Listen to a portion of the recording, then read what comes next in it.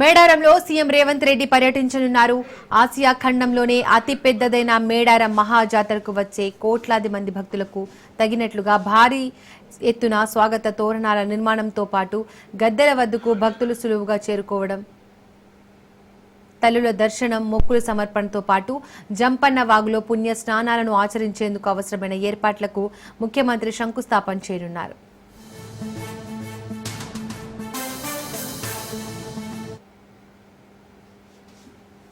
మేడారం జాతరను మరింత ఘనంగా నిర్వహించేందుకు సీఎం రేవంత్ నిర్ణయం తీసుకున్నారు.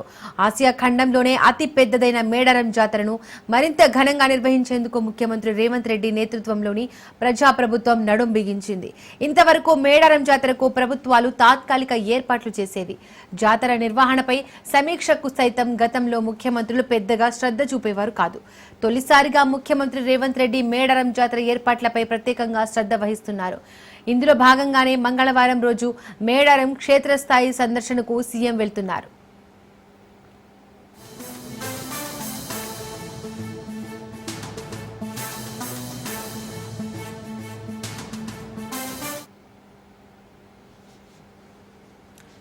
స్వయంగా ముఖ్యమంత్రి క్షేత్రస్థాయికి వెళ్లి జాతరకు ముందే ఏర్పాట్ల ప్రణాళిక ప్రతిపాదనలను పరిశీలించడం ఇదే తొలిసారి.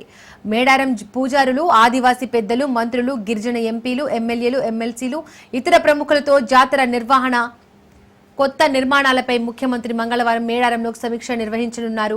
ఆదివాసీ సంప్రదాయాలకు పెద్దపీట వేస్తూ ఇలవేల్పులు, సమ్మక్క, సారలమ్మ, పడిగిద్దరాజు, గోవిందరాజుల గద్దెలున్న ప్రాంగణాన్ని లక్షలాది మంది భక్తులు దర్శించుకునేందుకు వీలుగా మేడారంలో భారీ ఎత్తున అభివృద్ధి పనులకు శ్రీకారం చుడుతోంది ప్రభుత్వం.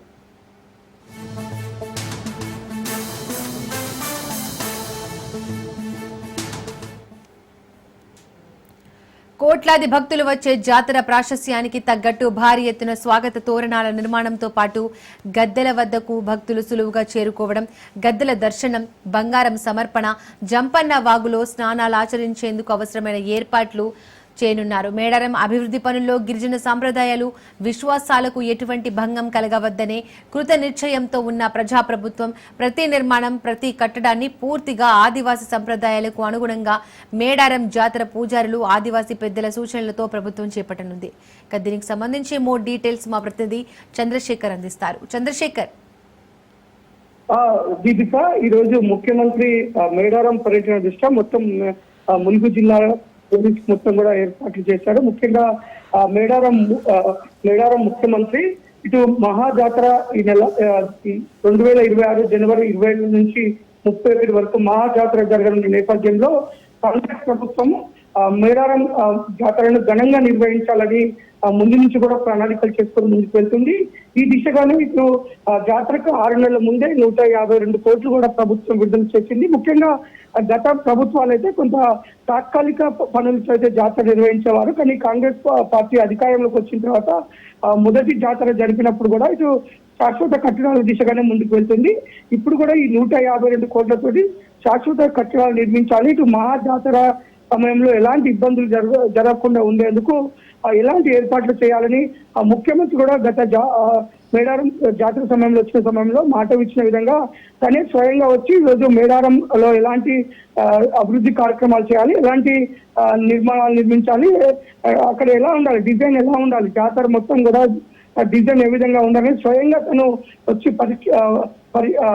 అధికారులతో మాట్లాడి తనే స్వయంగా సమీక్షించాలని నిర్ణయించుకోవడంతో మొత్తం ప్రభుత్వ యంత్రాంగం కూడా అన్ని ఏర్పాట్లు అయితే చేసింది. ఇటు మంత్రులు, అధికారులు, ఇటు జిల్లా కలెక్టర్లు అందరూ కూడా, ఇటు ఆదివాసీ పూజారులు ఎవరైతే సమ్మక్క సారలమ్మ పూజారులు అందరితో కూడా ఈ రోజు ముఖ్యమంత్రి ఇంటరాక్ట్ అయ్యే అవకాశం ఉంది. ముఖ్యంగా జాతర నిర్వహణ అయితే 100 ఏళ్ళైనా కూడా ఘనంగా నిర్వహించే విధంగా కోట్లాది మంది భక్తులు రానున్న వచ్చే జాతర కావడంతో ఎవరికి ఎలాంటి ఇబ్బందులు కలగకుండా ఉండేందుకు ఇటు గద్దెల ప్రాంగణాన్ని కూడా కొంత విశాలంగా చేసి అది ఆదివాసీ సాంప్రదాయాలు, సంస్కృతి ఉట్టిపడేలాగా కొంత నిర్మాణాలు కూడా చేయాలని చెప్పేసి దానికి కొంత ఆదివాసీ సంఘాల నాయకులతోనూ ఇటు పూజారులతో కూడా కొంత ముఖ్యమంత్రి ఇంటరాక్ట్ అయ్యే అవకాశం ఉంది. దాని ద్వారా వారి సూచనలు సలహాలతో ఆదివాసీ సంస్కృతి సాంప్రదాయాలు ఉట్టిపడేలాగా ఆసియా ఖండంలోనే అతిపెద్ద ఆదివాసీ సమ్మక్క సారలమ్మ జాతర నిర్వహించేందుకు ప్రభుత్వం ముందుకు వెళ్తుంది. అంతేకాదు ఇటు పక్క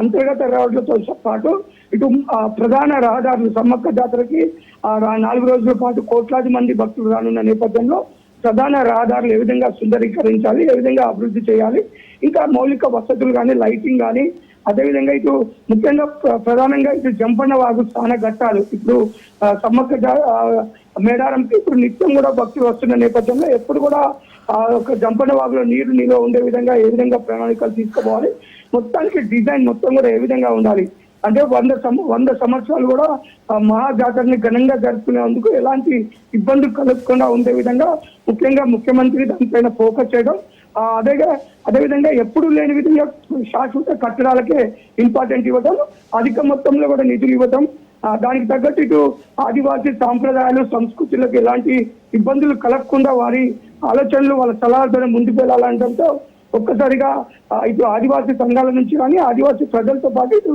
సమ్మక్క సారలమ్మ మహాజాతరకు వచ్చే భక్తులు కూడా హర్షం వ్యక్తం చేస్తున్నారు. ముఖ్యమంత్రి స్వయంగా రావటం, సమీక్ష నిర్వహించడం, అక్కడ ఉన్న ఏ విధంగా ముందుకు వెళ్ళాలి, ఎలాంటి కార్యక్రమాలు చేయాలని ముఖ్యమంత్రి స్వయంగా రావడంతో కాంగ్రెస్ ప్రభుత్వం మొదటి నుంచి కూడా ఈ మేడారం జాతర మేడారం ప్రాంత అభివృద్ధికి కట్టుబడి ఉంటామని ఇచ్చిన మాట ప్రకారం ఇటు ముఖ్యమంత్రి మొదటిసారి పాదయాత్ర చేసినప్పుడు కూడా మేడారం నుంచే తను మొదలు పెట్టడం, ఇవన్నీ కొంత ప్రభుత్వం చేస్తున్న కార్యక్రమాల పట్ల ప్రజలైతే హర్షం వ్యక్తం చేస్తున్నారు. దీపిక ఈరోజు 12ంటికి ముఖ్యమంత్రి హెలికాప్టర్ ద్వారా మేడారం చేరుకుంటారు. అక్కడి నుంచి మొదటిగా గద్దెల ప్రాంతానికి వచ్చి అమ్మవార్లను దర్శించుకొని మొక్కులు చెల్లించుకుంటారు. చెల్లించుకున్న తర్వాత ఒకసారి అక్కడ ఉన్న పూజారులతోని ఆదివాసీ సంఘాలతోని అధికారులతోని అక్కడ గద్దెల ప్రాంగణం గురించి అసలు అక్కడ ఎలా చేస్తే బాగుంటది ఏంటి అనేది అక్కడ మాట్లాడిన తర్వాత కొంత గద్దెల ప్రాంగణం బయటకు వచ్చిన తర్వాత అక్కడ కొంత ప్రజలతోనూ ఇటు మీడియాతో కూడా మాట్లాడే అవకాశం ఉంది. మాట్లాడిన తర్వాత కొంత ఎక్కడెక్కడ ఎలాంటి అభివృద్ధి కార్యక్రమాలు చేయాలో కూడా ముఖ్యమంత్రి స్వయంగా వెళ్ళి సమీక్షించి పరిశీలించిన తర్వాత అక్కడ నుంచి ఈరోజు సాయంత్రము తిరిగి హైదరాబాద్ బయలుదేరే విధంగా అయితే ఇటు ముఖ్యమంత్రి షెడ్యూల్ అయితే ఖరారైంది.